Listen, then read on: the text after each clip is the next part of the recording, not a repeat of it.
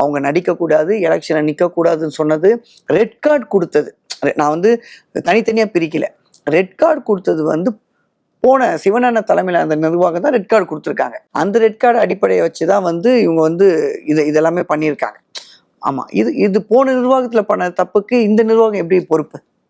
இதுக்கப்புறம் தான் நான் உள்ளே போயிட்டு எதனால் ரெட் கார்டு கொடுத்துருக்காங்க, எதனால் தேர்தலை போட்டியிட வேணாம் சொன்னாங்க, எதனால் வாக்களிக்க உரிமை கொடுக்கலன்னு நாங்கள் இதுக்கப்புறம் தான் போய் பார்க்கணும். இதுக்கும் நம்ம டீமுக்குமே சம்மந்தமே இல்லை. ஆனால் தங்கச்சி எனக்கு ரொம்ப, ரவீனா எனக்கு ரொம்ப பழக்கமானவங்க. சைல்டு ஆர்டிஸ்டாக அவங்க இருக்கும்போது நானும் அவங்களும் உடனே நடிச்சிருக்கோம். அதனால் ரவீனாக்கு என்ன நல்லா தெரியும். என்னை பார்த்துட்டு சிரிச்சா, என்னம்மா இப்படி சிரிக்கிறேன்னு. அண்ணா உன்னை பார்த்து எனக்கு பாவமாக இருக்குமா அப்படின்னு என்ன சொன்னாங்க. ஏம்மா அப்படி சொல்கிற அப்படின்னு கேட்டேன். இல்லைண்ணே, அண்ணனை பார்த்து சிரிப்பு தான் எனக்கு வருது அப்படின்னு. எந்த மைண்ட் செட்டில் சொன்னாங்கன்னு தெரியல தங்கச்சி எனக்கு.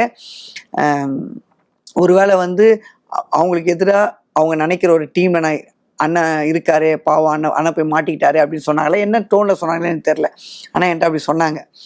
அப்போ அதுக்கப்புறமே கூட ஓட்டு உரிமை இல்லைன்ற வரும்போது கூட நம்ம டீமில் இருக்கவங்க தான் அதுக்கு சொன்னாங்க. நான் சொன்னேம்மா, நம்ம டீமில் இருக்க யாருமே அப்படி அப்ஜெக்ட்லாம் பண்ணலை, எழுத்துப்பூர்வமாக இருக்கான்னு காட்ட சொல்லு. சும்மா எங்கள் மேலே ஒரு பழி சொல்கிறதுக்காக கூட அந்த வார்த்தையை போட்டுருவாங்க. அதனால் நம்ம யாருமே அப்படி தடுக்கலாமா, இது பழைய நிர்வாகத்தில் பண்ண விஷயத்தை வச்சு தான் இவங்க இந்த தேர்தல் ஆணையம் முடிவெடுத்திருக்குன்னா நான் அவங்ககிட்ட சொன்னேன். அதனால் நாங்கள் உள்ளே போன அப்புறம் பொறுப்பை முறைப்படி ஏற்றுக்கிட்ட அப்புறம் தான் என்ன நடந்தது எங்களுக்கே அது சம்பந்தமாக தெரியும்.